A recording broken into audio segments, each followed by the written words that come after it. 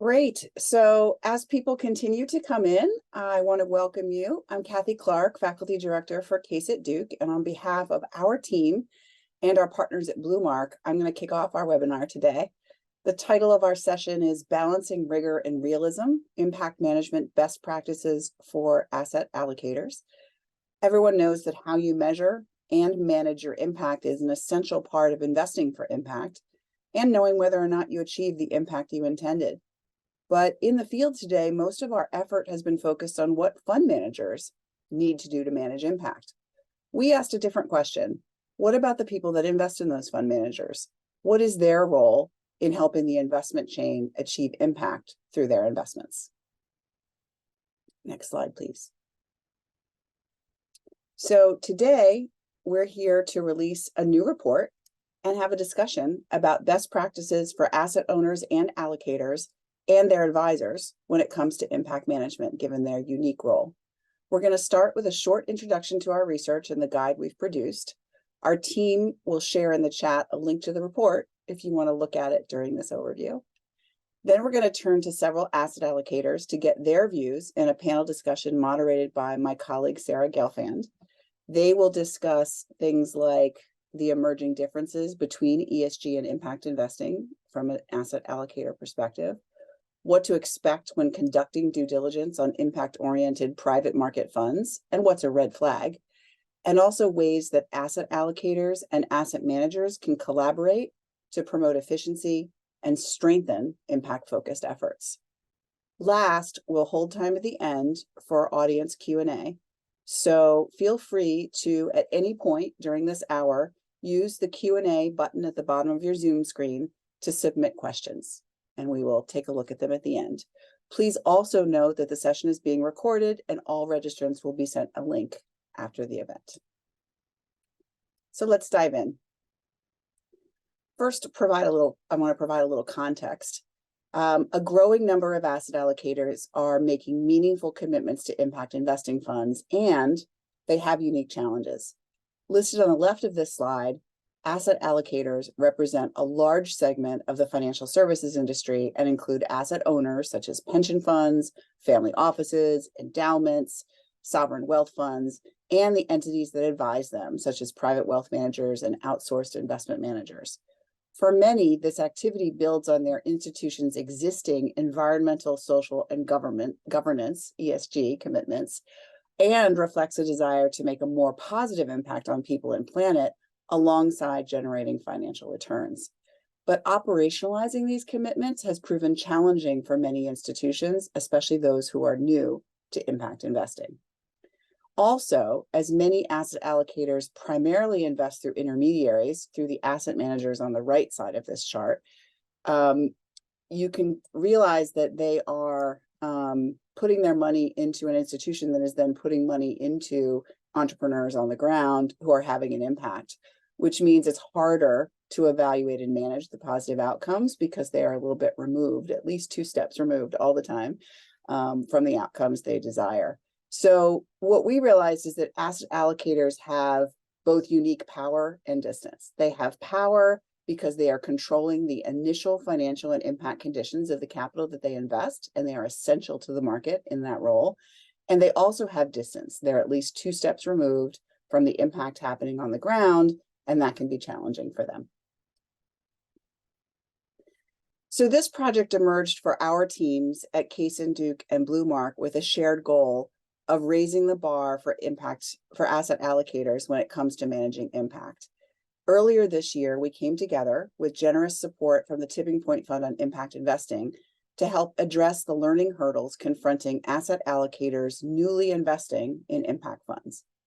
We recognize that the realm of expectations and practices around impact management for asset allocators has been relatively unexplored. While there are numerous resources offering guidance to help investors how to learn to apply ESG best practices, such as reports from ILPA and PRI, we didn't see similar resources focused on impact management. Our focus is on practical guidance, and hence the sharpened pencil on the cover of our new report. We wanted to know, how do you get started and what do you actually need to do? What are the lessons of people doing this work already? We asked these questions in interviews and consultations with over 50 limited partners and general partners globally, and again in 3 in-person events that we held throughout the year in 2023, which is all to say, I may be an academic, but this is not an academic paper. It is a collaborative field guide based on the real-world current experience of LPs and GPs around the globe, arranged and interpreted by our 2 teams. So what does that look like? The meat of our report is a set of practice guides for allocators about how to diligence and monitor their impact investments differently from their other investments. And the 2 main phases are, what do you do differently pre-investment when you're conducting diligence on impact managers? And what do you do differently post-investment when you're monitoring and engaging with the investments that you've already made? You can see the slide, there are 5 topic areas, 3 under diligence and 3 under management. These are the 5 practice guides in our new report. Each one includes basic and advanced practices, red flags, and overall questions to ask, as well as words of wisdoms from the practitioners that we interviewed. So here is just a little bit of a taste of what's in the report. On the right is an example of what our practice guides look like. And on the left are 2 of our words of wisdom quotes. So the way to think about this is the guides are an aggregation of the practices that everyone we interviewed had a chance to review and weigh in on. So they represent a bit of a consensus, at least at this moment, on best practices. And the words of wisdom are direct quotes from practitioners on what they've learned from their own unique experience. We thought both were very valuable. I also wanted to end this overall summary by highlighting some of our key findings to give a little bit of context to the panel that will start in just a few minutes. What we found is that many LPs believe that most of their investment power comes in selecting the best investments, and that they then have less room to influence their investees once they've invested. But we also found that experienced LPs often disagreed. They thought it was important to monitor the process of the GP, specifically around impact and what they were learning and seeing and doing, and also to figure out how to engage in ways to support and improve that impact over time. They really emphasized this notion of a healthy conversation with their GPs about what was working as intended, and thought that that was one of the most important parts of their impact investing work. Some of the other things we found is that LPs generally want, and asset allocators generally want more detailed and context-specific reporting than what's currently required in most jurisdictions, and that they're very wary of overburdening the GPs. Our guide, of course, includes the specific ways that experienced LPs recommend to new LPs or LPs who are new to impact can manage these issues. So with that, I'm actually going to turn things over to Sarah, my colleague, who's going to moderate our panel. Sarah? Thanks, Kathy. Yeah, and so to animate the words of wisdom that you mentioned in describing the guide, I'm delighted to introduce our panelists who we had the pleasure of interviewing as part of this work and who've graciously agreed to join us today. They come from diverse institutional homes, and I'm excited for them to share more about the way they approach their work within those organizations. Emily Schiller from Jordan Park, a multifamily office. Emily and her colleagues develop impact portfolios for Jordan Park clients, and in doing that work, she has met with and worked with a really diverse array of managers. Kenza Himmi from the United Nations Joint Staff Pension Fund, which is an $81+ billion pension fund for the staff of the UN. And in her role as Associate Investment Officer for Sustainable Investing, she's recently begun to implement an impact investing strategy, and so has worked through some of the learning hurdles, at least, that we've discussed in our guide. And Leslie Kapin from Astanor, a venture capital firm focused on regenerative food and agriculture. Leslie, as the sole general partner on the panel, has the opportunity to offer her perspectives on how GPs and LPs can most effectively work together. And finally, Leon Tran, who is the Chief Development Impact Officer for the International Finance Corporation, private sector arm of the World Bank. Leon is an expert in impact management. He works with his IFC colleagues as well as other DFI colleagues to really, I don't know, bring sharper focus to the development impact of their investments, among many other aspects of thought leadership. So panelists, I want to start by talking about due diligence, and as Kathy mentioned, also talking about what's different when you do diligence on managers when you're thinking about ESG versus impact. And as Kathy mentioned, we have those 3 practice guides in the due diligence section that reflect kind of the 3 key areas we saw LPs say they focus on: the strength of the impact strategy, the expertise and impact related skills of the team, and the rigor of the impact management approach. I'm going to start with you, Emily. I'd love to hear how Jordan Park differentiates between ESG and impact in its approach to due diligence, and how those kind of 3 buckets align with what Jordan Park looks for when it meets new managers. Thank you, Sarah. And hello, everyone. Very glad to be here. Great question. So first, on ESG versus impact. For ESG, we think of that as material, non-financial factors that help us identify opportunities and risks. And we apply ESG analysis across our entire investment platform just as part of being well-informed investors.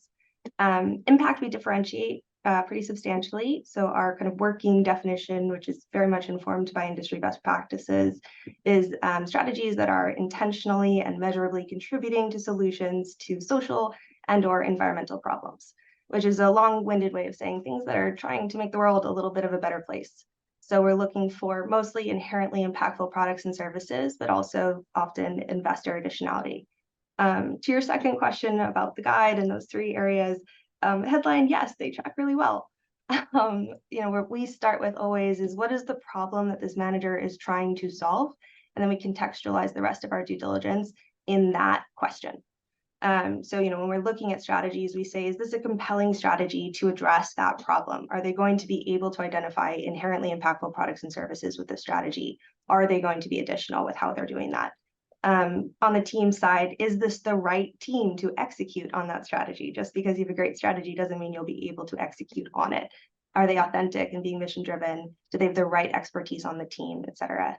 And then on the question du jour in terms of IMM, how are they tracking success? We're looking for proof points that their strategy actually works. We're looking for authenticity in terms of the KPIs that they're measuring and whether they're the right ones to really get at the heart.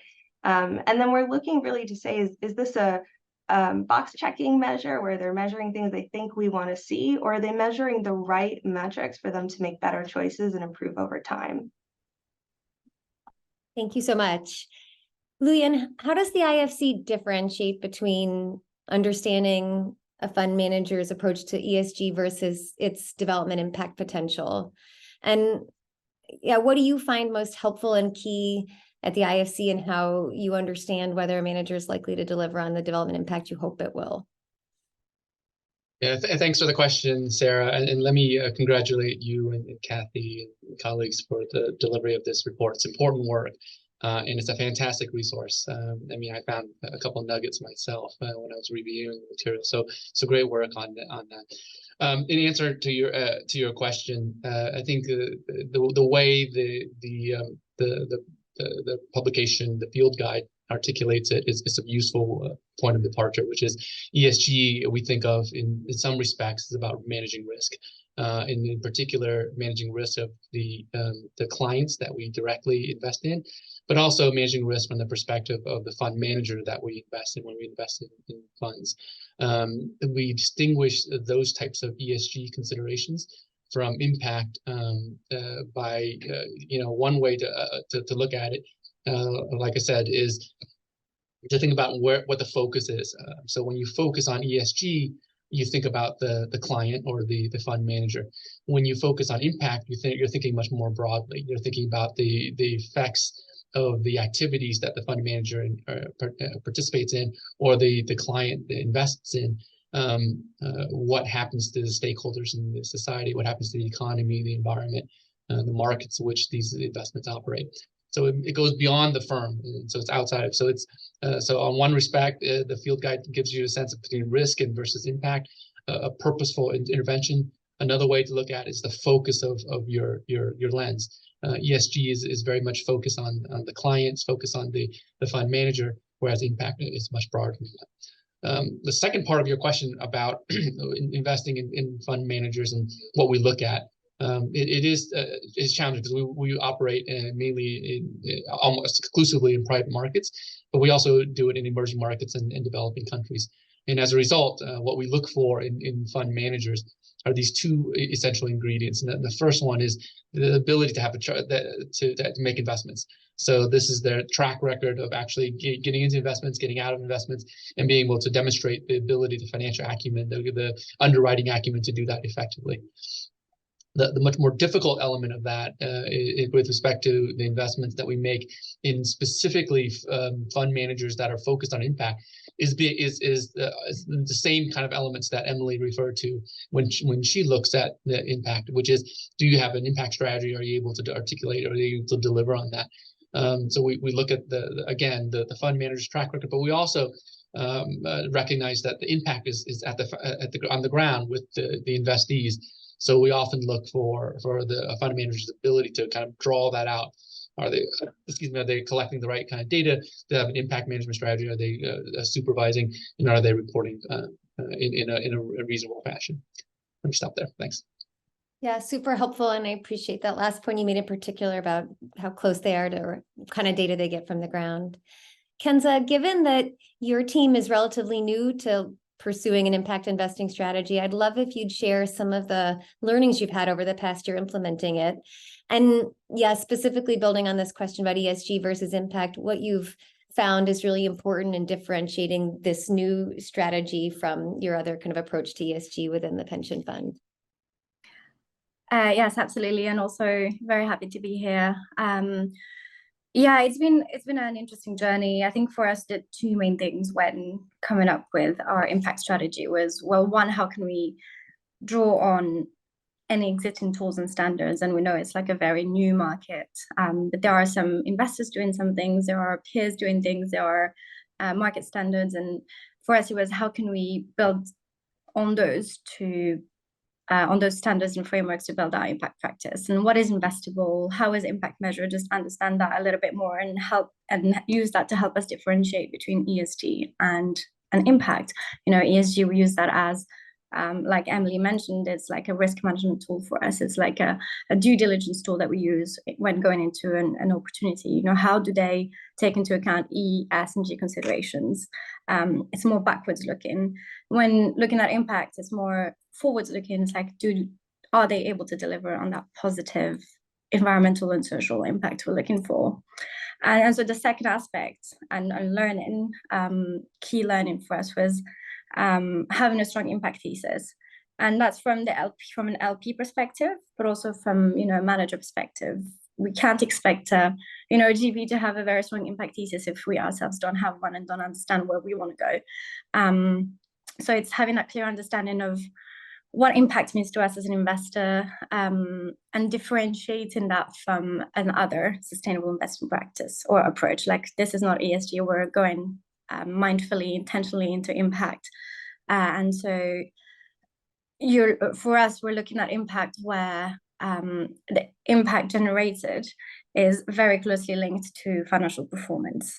And to define that and to find that, I guess we have 4 key criteria. So the first one is that intentionality, and is the definition that's been used, and it's been really helpful, is the GIN definition. You know, you're looking to generate measurable social environmental benefits alongside a financial return. So we're looking for that clearly defined impact thesis. What's the manager's impact objectives? Is there consistency in the way they integrate impact considerations into the investment process? The second criteria is additionality. We want to see that increase in social environmental benefits that wouldn't have occurred without the investment, and we want to be able to see that value add. We want to see that scale and depth of impact. And there's a great, of course, tool that we usually like to see is the IMP. We think it's really helpful. And there have been times where we found investors trying to force maybe an impact theme or a narrative on an investment.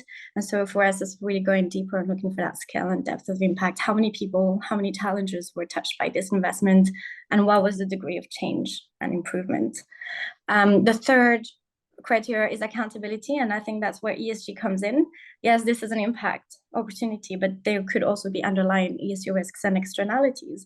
So can we ensure that the manager has shown the ability to implement minimum safeguards and avoid harming the planet or people through the investment activities?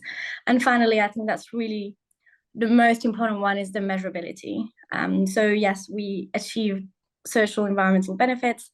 How can we demonstrate that? Because, if you measure impact, you're more able to manage it. You're more able to diminish the negative impacts. You're more able to, expand on your positive impacts. So yeah, those would be the 4 criteria we've really capitalized on. Thank you for that. And thanks to the 3 of you. I hope for the GPs listening and hearing the thoughtfulness and rigor of your approach to diligence, they understand that the stakes are high for representing yourself as an impact fund. But another finding from the report was that there can sometimes be a disconnect between LPs and GPs when it comes to impact data. And you all talked about measurability, but I want to turn to Leslie for a minute and ask about the types of information LPs ask you for and what you wish they asked you more for. We heard from allocators that, especially for folks new to impact investing, they often don't know what to ask for. And so maybe they don't always ask for the right things. So I'd love to hear your reflections on what you wish you got asked for. Yeah, thanks a lot, Sarah, and thanks a lot as well, Kathy. And we're pleased to be here and to bring the perspective of a GP. I mean, clearly what we've seen a huge improvement in a way from the questions we get from our LPs over the last few years. If you think about the first fund, we didn't have any question really on impact. They were coming to us because we were an impact fund, but they were not really like an understanding of what it will be. With Fund 2, there's a huge education that I've seen from our LPs, and for some of them, because they came back to Fund 2, is also because of the education and the best practice that we've been sharing with them. But I think indeed, I think there's a right balance of the data, requirements. I mean, as Kenza was saying, if you go to an impact GP, they have a clear theory of change themselves, a clear impact thesis, and they should have already clear impact KPI that they will report on. So I think this is really coming from the due diligence process where you already know what the impact fund is going to report on. So I think it's come before, and then this is something that will be reported on an annual basis as well. I think important to stress that impact doesn't happen on a quarterly basis. So it's important to stress that impact should be done on an annual basis. Not to say that it's an ongoing journey, but the data should be on an annual basis. And I think what's important as well is that sometimes we have some specific additional kind of requests, but I think what's important is for the LPs as well to communicate between each other the same way that, for us, when we go to invest in portfolio companies, we create impact community. We discuss with the other investors to make sure that, we come with a single voice and a single data request, because we can't overburden all portfolio companies, and all LPs should do the same, work with us when they come to us with a request. And I think it's something we've seen evolving a lot in Europe. I mean, more talking about even ESG data because of the regulation. And I'm really pleased to see that our investors understand that they have to talk to each other, that we've been pushing some, clear ESG and impact framework that they have to follow. And that for them, then, because it's the same framework, they can not only collect the data, because initially they were just collecting data to more like a tick the box exercise, but actually collecting the data to do something with it and to be able to challenge us. That's the first time this year that we got challenged on one of the data points that we provided, not on impact, but on actually on ESG. And indeed, yeah, that was a mistake in the data point. And I loved it, because actually that meant that the LPs looked at the data we shared with them. So it's the first time in 5 years that we were challenged. And that's what we love, because then we realized we did a mistake and we corrected it.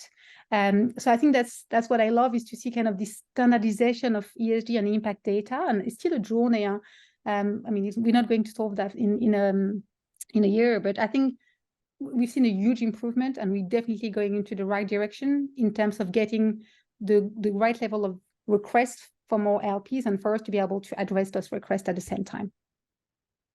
Thanks for that. And I too am heartened to hear that you're getting the feedback that a data point may warrant a closer look. Emily, that I think sets me up to ask a question of you, which is, well, first, I mean, Leslie mentioned that upfront settling on KPIs is such a core part of diligence. I'd love to hear how you do that at Jordan Park. And then secondly, for others who may be like Leslie, don't always know whether the LPs that they send their reports to are actually reading those reports. Can you talk a little bit about how your team uses the data you get and how you need it to share back to your clients what's happening in their portfolios?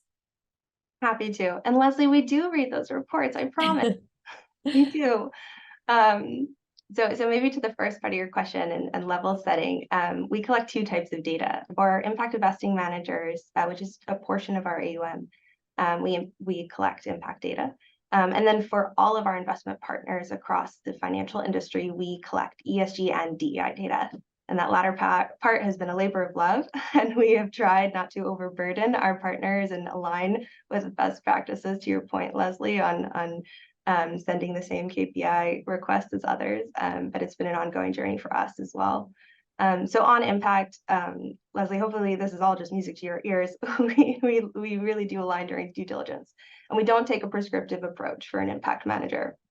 We really believe in the power of proximity, that those who are closest to problems are those who are best situated to identify solutions and what to measure and what's right. So a lot of our due diligence process is getting conviction in the strategy and the team in the IMS, and then building trust with our managers, so that once we've invested, we can monitor their KPIs that they've identified over time. And if we see red flags in their systems, that's a red flag for our due diligence process.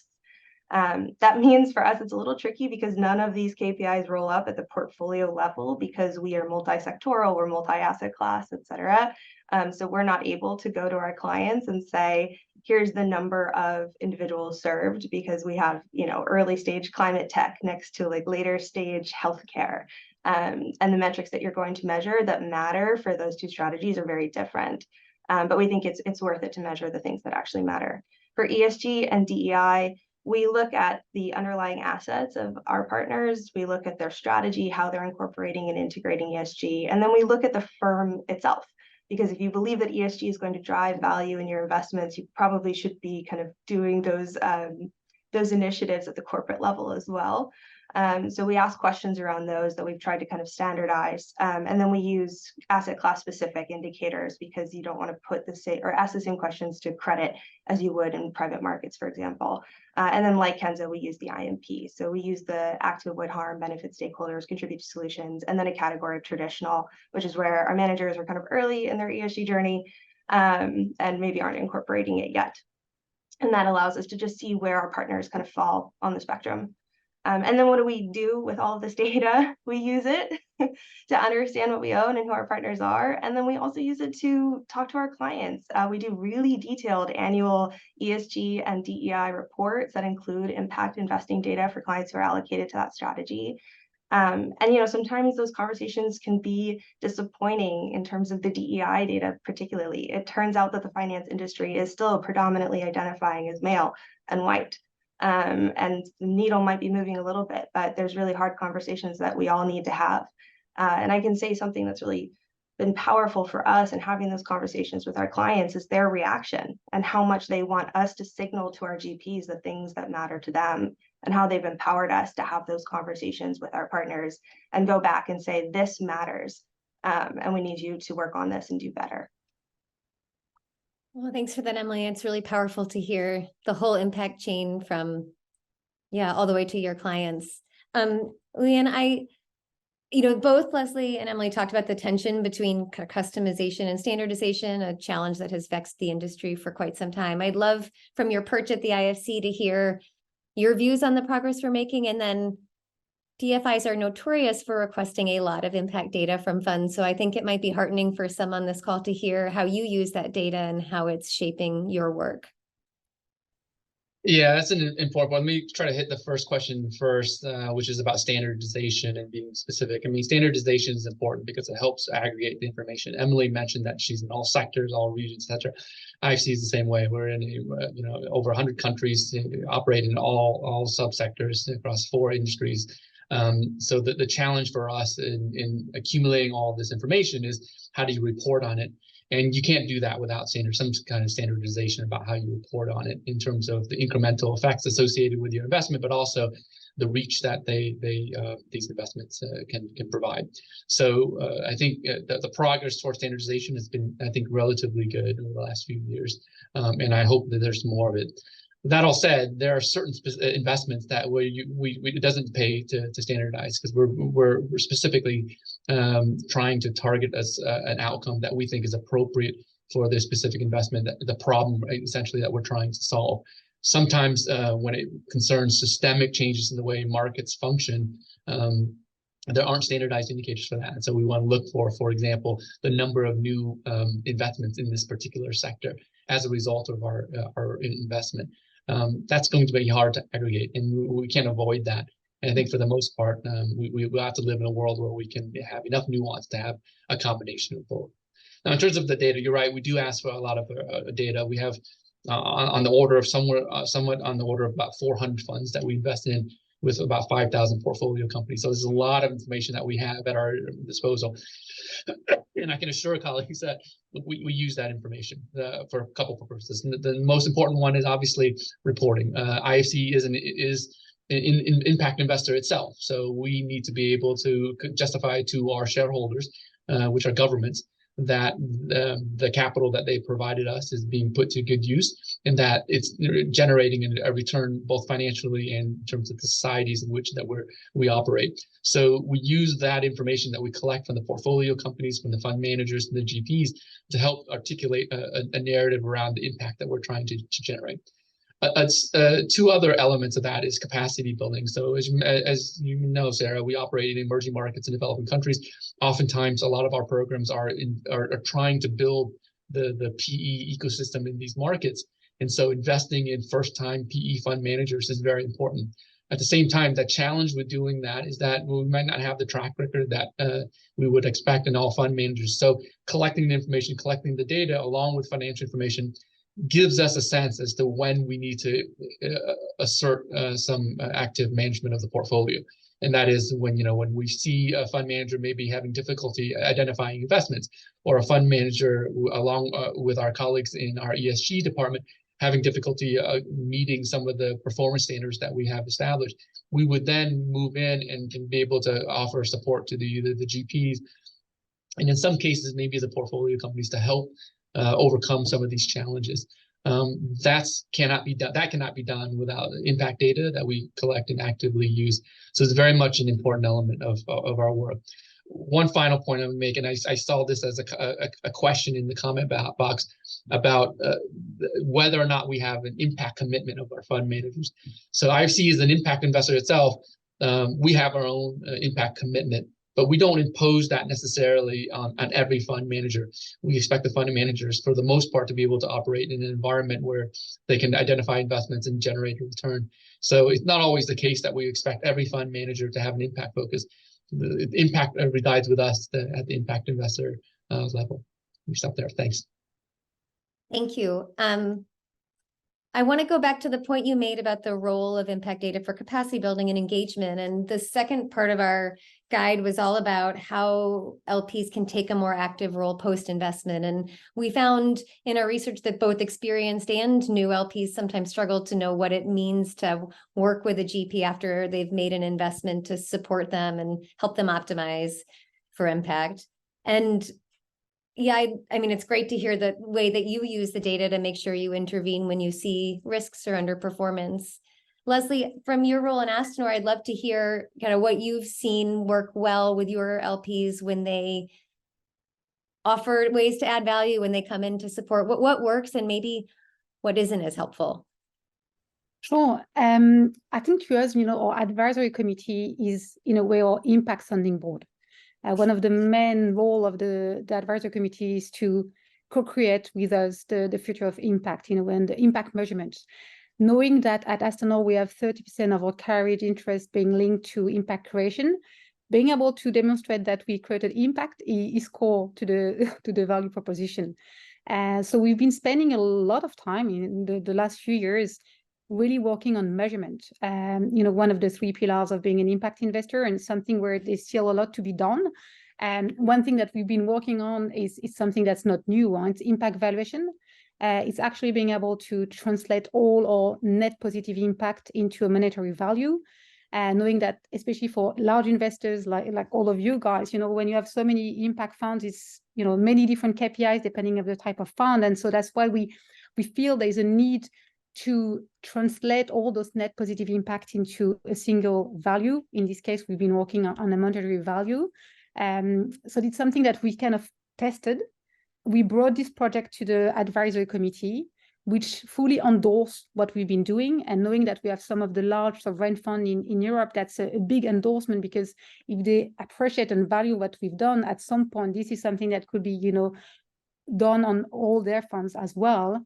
And so it's what we've been doing on impact valuation as fully being a co-creation of building, to me, what I believe is the future of impact investing in terms of measurement. Not saying that is the perfect truth, and that it will be perfect. It's still a lot of assumptions, but I think it will be a really useful tool to add on the shelf of tools for impact LPs to understand how well they allocated the capital, knowing that it will be grouped with other measures. But I think it's something that's needed in the market. If we want to advance impact investing, we need to be able to find good way to measure impact as well.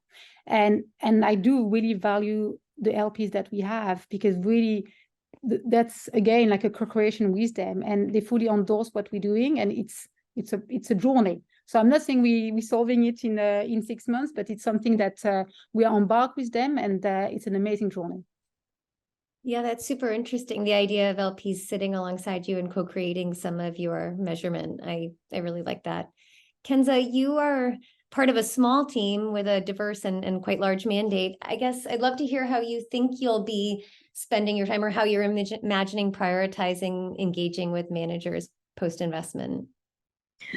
Yeah, that's interesting, because for us at the UN Pension Fund, the bulk of the work is obviously done pre-investment. That due diligence is capital you embark in, and on a long-term partnership, because the way we started looking at impact investing is first prioritizing perhaps more illiquid asset classes, because that's our initial belief that we're going to go that way. And so we want to make sure that we get it right from the first get-go, and that we're aligned on our definition of impact and how that impact will be measured and communicated. But then post-investment, and now I'll bring in some of our more ESG-related experience, because we're still in our impact process. So we've identified 2 ways of doing that. The first one is a more official mechanism, and that's through side letters, through documentations going into the investment.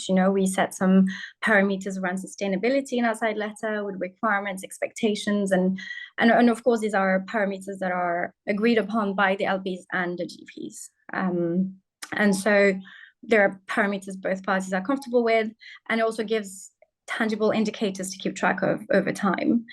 And more informally, and because impact investing is such a new area for us, for GPs, for fund managers, and everyone is open for dialogue. And Leslie mentioned that having that more of a support system, and understanding how best for us to align our impact thesis with measurement and how to grow that impact. And I think we found that conversations have been great. And for us, the more due diligences we do, the more analysis we do, the more we can understand what the gold standard is, and the more we're willing to, share that with different fund managers, while at the same time staying mindful that we're not here to tell a fund manager what to do. And we also appreciate the liberty and the creativity and that impact measurement, because that's what we're looking for. That's, I guess, the impact alpha, if you want to say so. So in our existing process, there's really 4 things we look for in that monitoring process. So we check annually 4 key things. 1, have there been any material fundamental changes in your approach? We went into this, it's an impact fund. Has your investment philosophy changed? Has your impact thesis changed? That's the basic one. Then we look for controversies. Has anything material happened? And we know no investment is perfect. Things happen, and so what's important for us is understanding how those things were dealt with, and how they were communicated. The third thing we look for is any changes in resources and expertise. So is there an impact team? Has it grown? What's their background? We just want to know that the impact is looked after and being grown, whether it's at the the impact team, or whether there's accountability at the top. And finally, in our annual monitoring, we'll look for that reporting that we've been mentioning, that ESG or impact data, to understand outcomes and how our capital has been put to work. And this really just allows us to compare the new disclosure with initial due diligence and understand where improvements were made, where the gaps are, and enter that dialogue to share our views and offer our support where we can. Yeah, that's great. And that idea of kind of closely understanding adherence to plans or reasons and why things might have changed or departed from where they started from is great. But I also, you made the point about you want to let GPs do their thing. And I guess, Emily, I'd love to ask you, in your experience, what do you think are the most effective ways you support the funds in your portfolio to learn and improve? And what do you think they value most about the way you help them? Yeah, and this, I should say, we're still experimenting here, and trying to listen really closely to our GPs and what does drive value for them. So we're still piloting some projects here. I will say we sit in a unique seat because we invest across the industry, across sectors, across asset classes. So at this point, I've read hundreds of ESG policies and approaches and frameworks, and that knowledge is power, especially for our partners who are earlier in their journey. So what we're going to try and do this year very intentionally is to thank all of our partners for participating in data reporting, provide some anonymized and aggregated benchmarking data back. It's just one data set. It's just our community that we invest in, but we do invest, with hundreds of partners and strategies. And so it is a meaningful sample. And we just want to show our partners, this is not a black box. You're investing into something that's hopefully driving value back for you, as well as our clients. That is kind of the complete value chain. And then additionally, make ourselves available, to be able to sit down with our GPs. And we've already had some of them start reaching out and saying, just being asked for this data is the first time. For those who are more maybe in the traditional bucket, don't have LPs who are banging on the door for them. So they're coming to us and saying, what does good look like? How should I start my journey?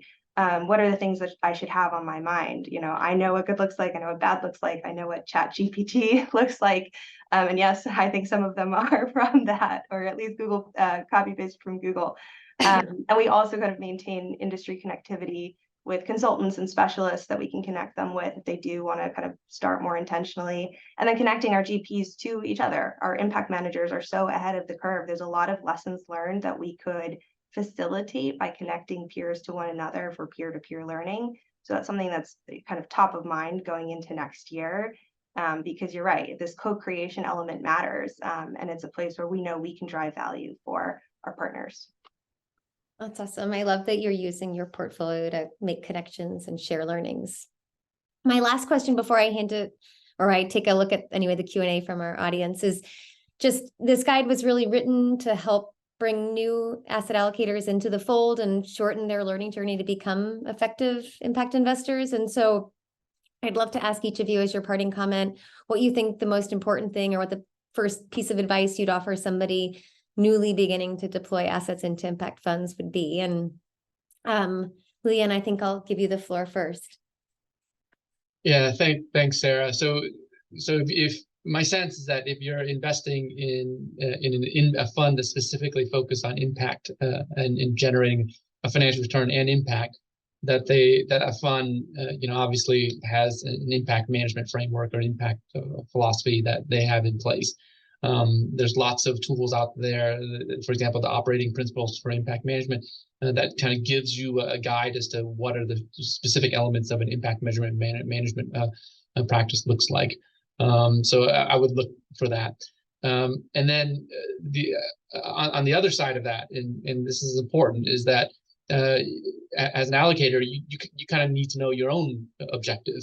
And so oftentimes, the gems are maybe investing in funds that don't have an explicit impact focus, but does something very transformative that is important. And the challenge for you is to be able to use the best practices in terms of ESG to make sure that we mitigate the potential risks that you're exposing yourself to and the fund manager is exposed to, but marrying that investment that doesn't have to be impact by that fund manager with your own impact objectives.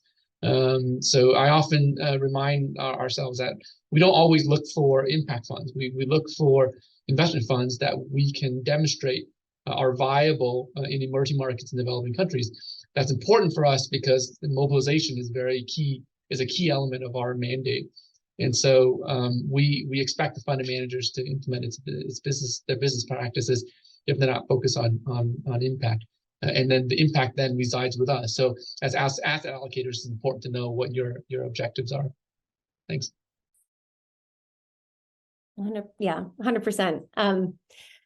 Yeah, Kenza, maybe you next. What advice would you give folks who are in the shoes you've newly found yourself in?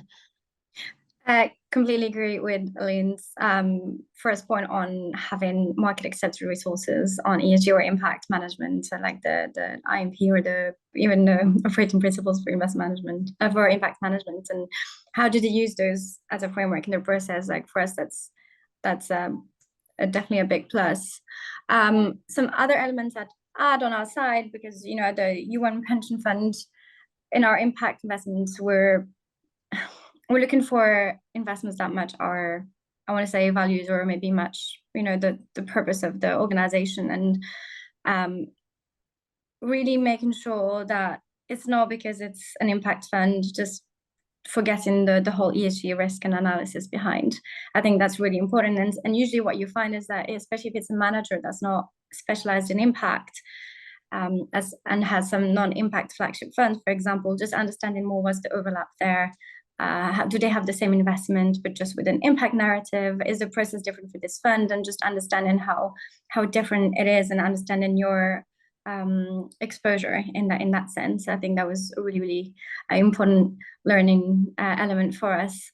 I think another point for us was, going into this, we expected we'd find an opportunity and they would have, this is our expected impact. We plan to, reach X amount of stakeholders and do this and this. And we completely understand that it cannot be possible. And sometimes you're looking at like a 10-15 year time frame, and it's really hard to have that like the expected impact. And so it was more softening our expectations but tightening them more in the sense that we look for those impact KPIs, and we look for any existing reports, and are they reporting on that impact? Are they planning to? What is their methodology? Because there could be cases where like a fund manager would say, okay, we're going to report on some KPIs, but at the end they never did. So it's just ensuring that understanding whether that impact investing approach here is used as a marketing tool or as like the proper strategy or like philosophy of the fund. And I think finally my last point was on impact governance, just how important it is in the team, in the organization. And I think it was Leslie who mentioned that the carry is linked to the impact performance, like things like this that make it seem that impact is an important element of the organization and the team and the investment strategy, rather than the satellite element. There's a lot there. And I particularly like that comment you made about learning where to soften and where to tighten expectations. I think that ends up being such a part of the journey for so many of us. Okay, Emily, parting comments or words of advice? I'll add two, because I think everything that's been shared so far has been excellent. And the first one is really just underlining something Kenza just said, which is the idea of collinearity or authenticity of the impact to the strategy. Are financial and impact outcomes collinear? That's one of my number one questions when we're looking at a strategy. Is the impact window dressing, or is it actually inherent? Because when the chips are down, times are tough. If it's window dressing, that's the first thing to go. So that's kind of one of the top line questions we ask ourselves. And then the second one, in terms of looking at KPIs and data, to be wary of outputs versus outcomes, to know the difference. Outputs are important. It's important to know how many people were in the room, but you should focus really on the quality of process and really the macro story. It's great to know the number of lives touched, but what we really want to know is how many lives were changed. And that's really where the proof is in the pudding for us. Great. Leslie, I'm going to ask you to close us out with, like, what do you wish folks who come to you and are brand new to investing for impact asked you as a GP? Yeah, I mean, first, I fully agree with what everything has been said already. And I might just add two things.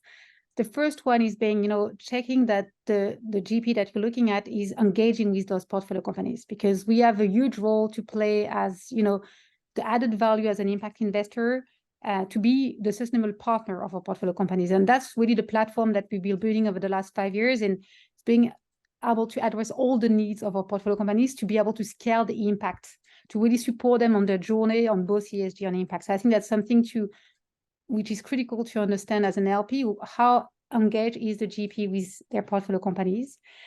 The second thing that I will think is really important is that impact is not one dimension. There are many ways to have an impact. There's the people, there's the planet. And when we think about the planet, people tend to really think about greenhouse gas only. I mean, it's important to take a holistic view.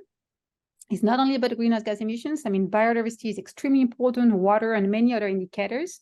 So making sure that impact investors are looking at all the potential negative externalities and really think about impact as a whole, to make sure you don't just, focus on one part of the problem and don't think about the rest. So I think this holistic view of impact is necessary and something that I think is progressing, but still like some work to be done on this front. Great. Thank you. And you all added so much value to this report in your interviews and feedback previously, and this conversation already has brought even more insights to bear. So I'm gonna like highlight 3 questions that have come in and let you all decide who wants to answer. But there are a handful of questions about regulations, how you typically approach and evaluate the ability of a manager to comply with the disclosure and regulations in their jurisdictions. There's another question about how you, during due diligence, assess the impact at exit plan of a manager and their ability to kind of sustain impact. And there's another question about how to think about these kinds of things in the context of debt versus equity. So anybody want to volunteer to take one of those 3 to start? Happy to jump on the first one, maybe on the regulation. I mean, we have a pretty clear regulation in Europe called the SFDR, and I won't go too many acronyms, but I think the one, I mean, we are in Article 9. I don't know if it rings a bell to some people, but that's a regulation that kind of has the benefit to ask for what they call PAI, the Principal Adverse Impact Indicators, which is kind of ESG indicators, but also ask for sustainable objectives, so kind of the impact KPIs. So I think even if it can be seen as a bit a burden to many people, I think there's a benefit to it. And I do value this regulation, even if it's under review. But there are some good things on regulation and forcing people to really think about ESG and impact and making sure it's really clearly communicated. So you have to report on an annual basis. So I do value regulation in Europe, and I know it's happening everywhere else as well. So it can be seen as a burden, but I do think it was necessary, and there's a lot of improvement that needs to be done, but at least, they tried, and they're still trying. Right. Anybody else want to comment on regulation or one of the other topics? I think for us at the UN Pension Fund, we're lucky that we're not tributary to that regulation, but for us, we have found it to be really, really helpful, because like you said, they have to report annually, they have to start reporting on like very clear data, even if it's environmental most of the time. And for us, it's usually a question that we ask to understand, when talking about SFDR, do you consider yourself an Article 6, 8, or 9? If you say you're an impact fund, why aren't you an Article 9? And this would never disqualify them, because we understand, how tough and tight it is to be an Article 9, but it's just more understanding that they have thought that through and are now willing to provide that explanation. So yeah, personally, we found it an extremely helpful factor. Great. Sarah, if I may come in on the last question about debt equity. So it's a great question. We operate, and this conversation has been focused on equity, but I see we also operate in debt markets as well. So we have investments that are debt, and we have investments that are equity. We invest through funds. We sometimes operate as an LP. We sometimes operate as the GP. We also operate in syndicated finance facilities. I think that the core focus is the same, which is impact, and I think the specific criteria for due diligence remain largely the same. The features of those types of financing vehicles mean that the broader objectives are a little bit different. namely that when you're investing in equity, you're investing in the growth prospects of that particular enterprise or that specific fund. And so your horizon is a little bit different than maybe in a debt project where a debt fund is focused on specific projects. And so impact measurement and monitoring frameworks and how they tackle both are important.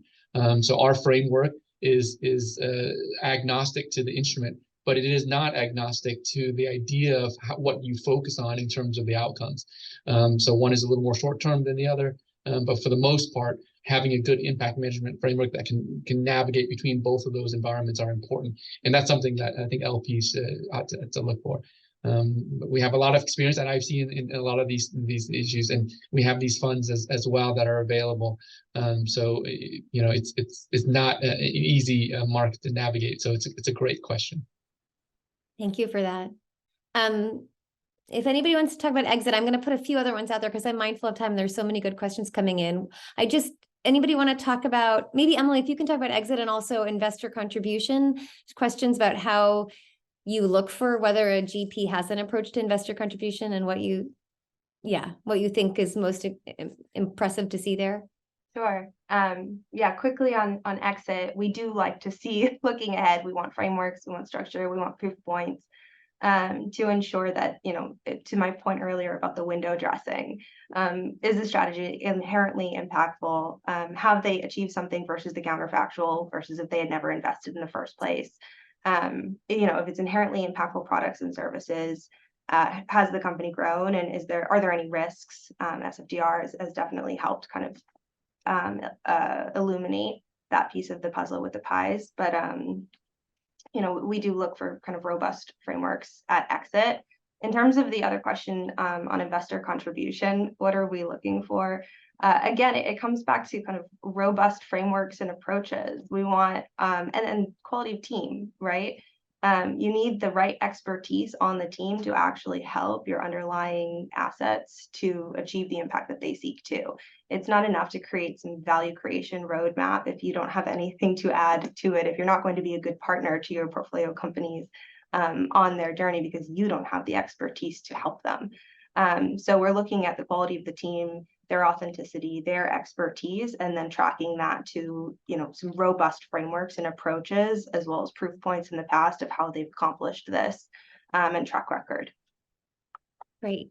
I think I have time for one more question before I hand it to Kathy to maybe wind us up or wrap us up.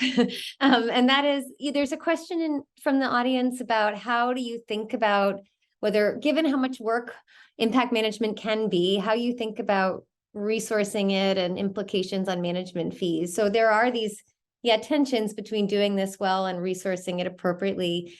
Does anybody want to tackle how they think about the imperative to have somebody in the team really focused on impact and ESG relative to the costs of the fund's operations?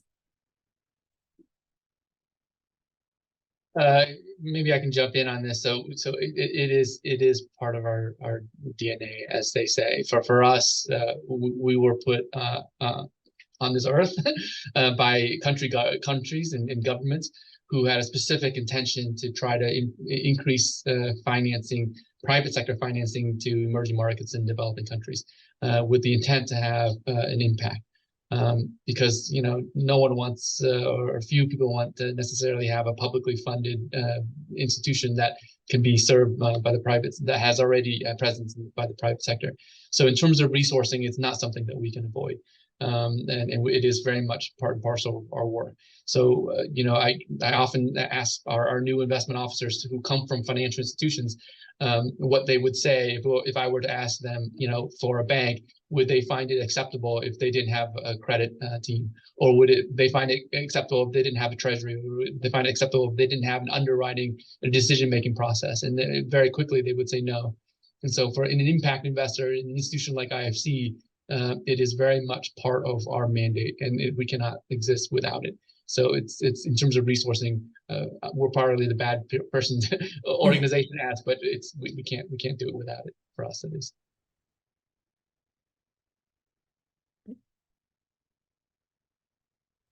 Great. Shall I bring us home? Since we are about at time. First, I want to thank all of the panelists who are here with us, but I also want to thank the much larger group of LPs and GPs that worked with us over the last year, to understand their experience, to delve into their challenges, and to help us put this guide together.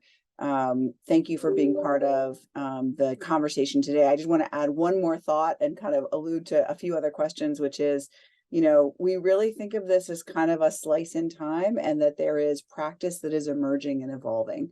And so, you know, one of the funny quotes that's happened to me in the last month is people say, well, I start doing impact measurement and management, and the first thing I start to feel is shame and embarrassment about how what I'm seeing. And one of my colleagues said, when you're feeling shame, that means you're really managing and really measuring and really learning what's going on. So everyone feels that, because this is in development. And, you know, even when I talk to this about my students, they're kind of like, well, what do I do? And I'm like, we're all making it up right now. So I just wanted to put that lens of, you know, relief over all of what we're doing, which is we are making up something that's really hard, really important. Yes, starting to be regulated, but a lot of it is not. And we are all in this together. And very much hope that, you know, in the future we can do more research. Someone said, what are your next research ideas? We laid out a few of those in the report. There is a role, someone asked, is there a role for private philanthropy? Private philanthropy supported this report and is supporting a lot of the infrastructure of this field because it needs that. So again, thank everyone for being here today. We had a very nice set of questions and conversation. We very much hope that you, whoever you are, in whatever role you sit, you are part of the development of these good practices so that we can all have more impact with our investments. Thank you.